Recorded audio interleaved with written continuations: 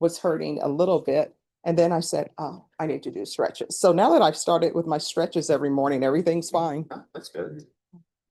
All right, so last time we were here, there's some missing photos, body worn camera, forensic interview of the witness. So, Yes, Judge. And for an update on it, we were able to get clarification on the photographs. We were able to get the body worn camera videos. We do have the forensic interview of the child. okay, so just 1 second. Let's take it one step at a Oh, time. of course. Yeah, so forensic interview, you have that? Yes, ma'am.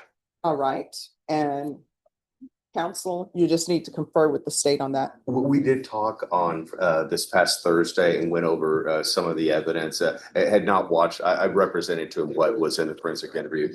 We haven't shown it to defense yet, but we do have it. So. Okay, and then the body camera? Yes, that is downloaded into Veripic. Okay, and then the photos? The photos, there was some differences where the report said a certain number and then we received a different number. I did clarify with the detective, the report just had the wrong number. So the photos are all included and they have been included. We just needed that clarification. All right. Is there anything else? There is, yes.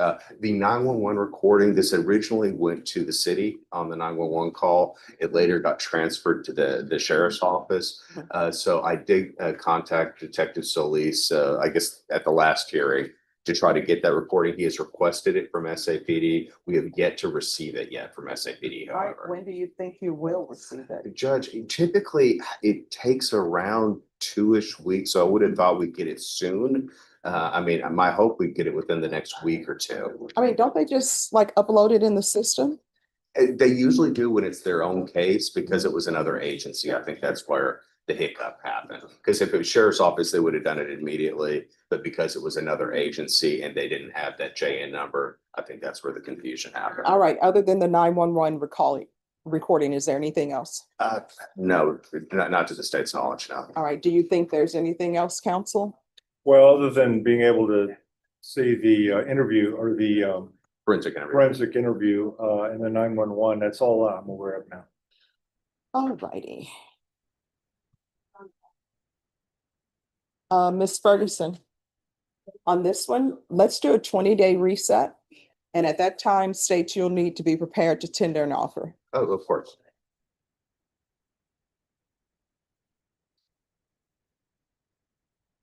And for the court's knowledge, I did inquire with the detective on Thursday about the status of the 911. He was still awaiting it. So. Okay. But I'll check again later this week. All right, thank you. All right, July 24th. An offer will be due, and if there's some other discovery missing, then what's going to end up happening is this next date, witnesses need to be subpoenaed to be here to see why the discovery is not here. And, Your Honor, I'm actually out the week of July 21st. Okay. Would it be possible to have it on the 28th, the Monday? Norma, put this on July 28th. Defense counsel is out. Or status. I'm sorry, state is out. Thank you, Judge. I appreciate it. Welcome.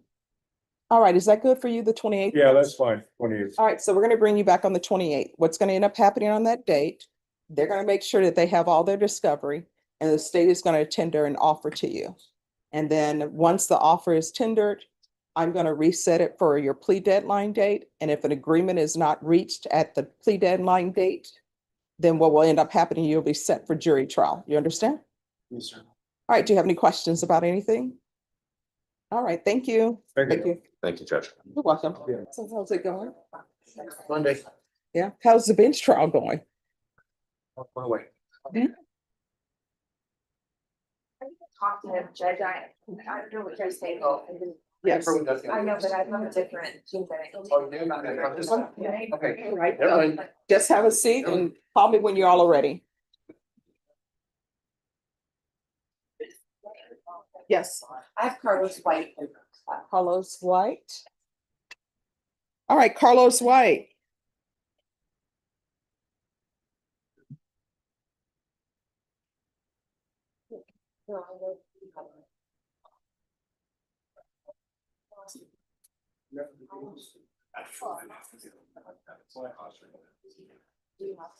Hello, Mr. White.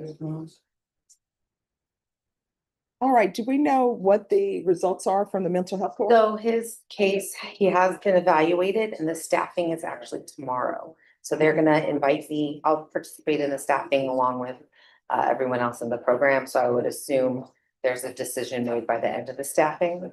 All right, so I tell you what we can do. Are you available to come back next week? Yes. What is a good day for you? It has to be Monday, Tuesday, or Thursday. Monday. I can come Monday, July 15th. I think that's the 14th. Oh, the 14th. Okay, I can do Monday. Monday. Let's do Monday. All right, Ms. Ferguson. They're having staffing on him tomorrow for mental health court. So do we have room on our calendar for July 14th? Yes. All right, sir, we're gonna bring you back on July 14th. All right, do you have any questions about anything? I have court on the 10th of May. That's for his misdemeanor, and so the plan is if he's entered into the felony program, they're gonna hold that in abeyance. Okay, And I'm gonna sit and talk to him now for a few minutes. all right, thank you. Have a good day, okay? You're welcome.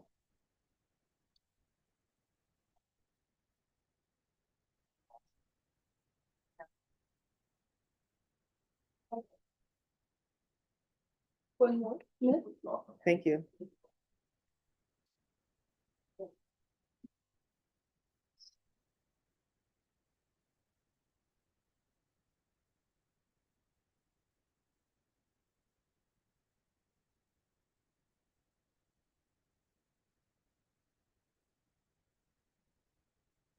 Who's here on Travis Smith?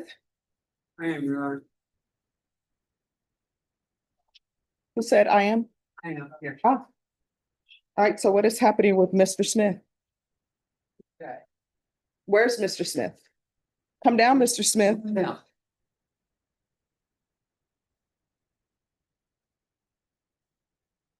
What is happening on the motion to revoke? okay. Currently, Oh, no problem. So what's happening on the motion to revoke? apparently the court had made, the woman named Bernadette Contreras had talked to the court about she's with the fugitive recovery people, and she had made an agreement with the court that court would reset him for compliance. He would do some AANA meetings and make some payments on his outstanding fees and fines and submit some clean UAs. And then before he could start that, he got arrested on the MTR. So we're hoping that the judge will grant the reset and give him the compliance hearing so that he can catch up and take care of it. Oh, no, the compliance hearing thing, that was a compliance hearing set in April. The hearing wasn't actually set. So before we could get it on the docket and so forth, working with the first fugitive task force, he was trying to show some progress to the court. So he was working on doing some things. And before everything happened, before we can show that progress and get it on the docket as a compliance hearing, he was arrested for the MTR. All right, so this is my suggestion to parties. Let's proceed with the motion to revoke and let's see where we are. And everybody can present whatever they want to present to the court and the court will make a ruling. If y'all want to do that, or if y'all want to set it for contested, whatever y'all want to do. But if y'all will confer and let me know. We have confirmed. All right, thank you.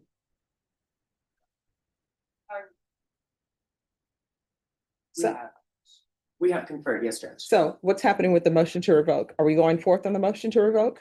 I believe, Mr. Hicks, did you want to ask for, was it a compliance or are you ready, Mr. Hicks, now? I would like to delay the motion result to allow for him to complete to do the compliance. The stuff that you wanted for the compliance hearing. He is being revoked because of lengthy failure to report. He said that when he first, I mean, was he in like a coma or something? not exactly. I mean, I don't understand the not reporting. Okay, and that's the hard part to explain. The Okay. first couple of times, he didn't have any money to pay his fees, and says, the probation officer said, if you don't pay your fees, we're gonna revoke. All right, so it sounds to me like you Sure. all need to have the motion heard and then he can plead true or not true. If he pleads true, I'll hear whatever explanation people want to present to me and then I'll make a ruling. Or if y'all want to set it for contested, we'll set it for contested.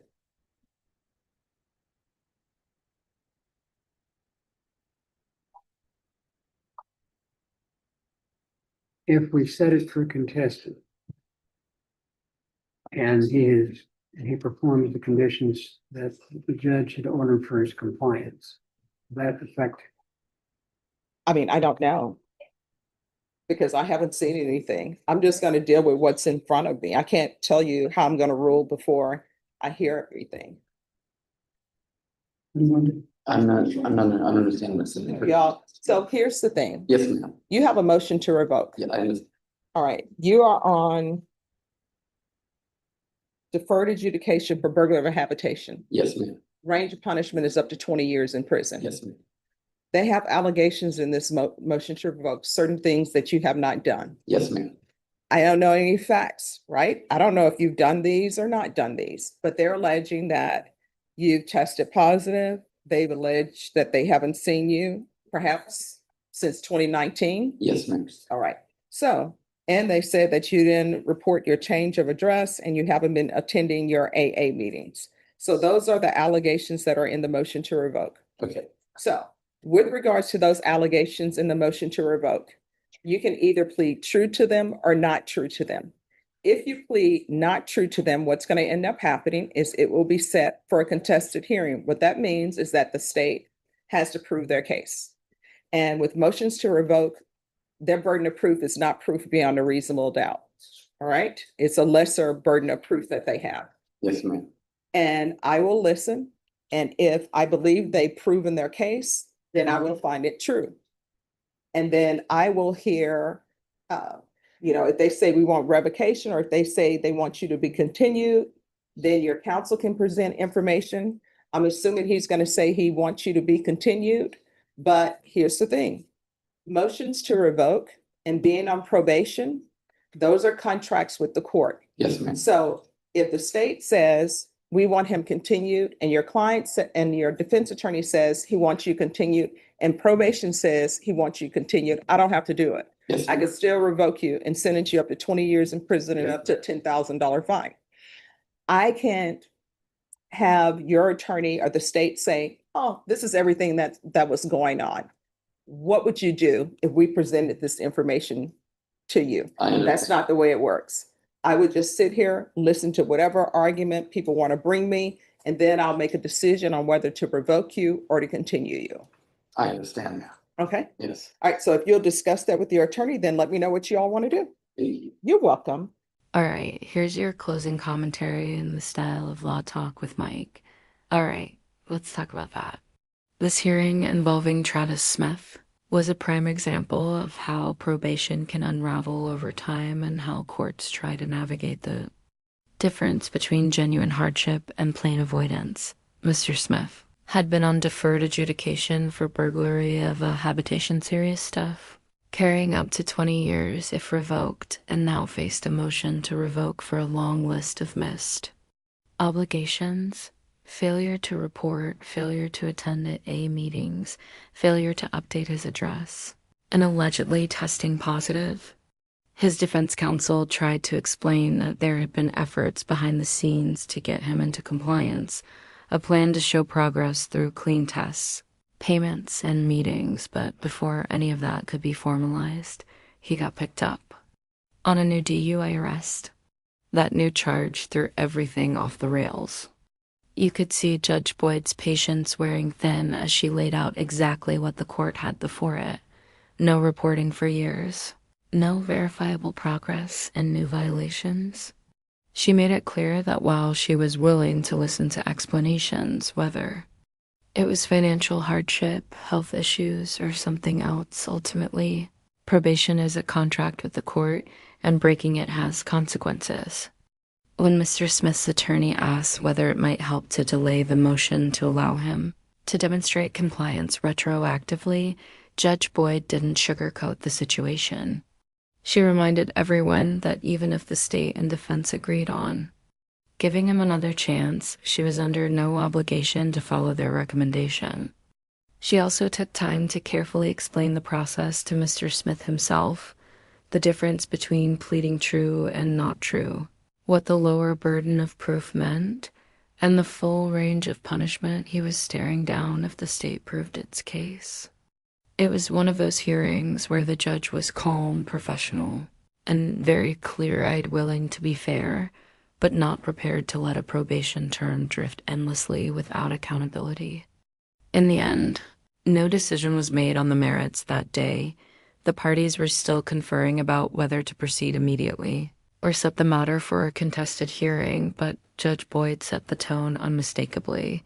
If you want the benefit of probation, you have to show up, follow through, and own your part of the agreement. If you found this hearing insightful, consider subscribing, hitting the bell, and letting me know your thoughts in the comments below.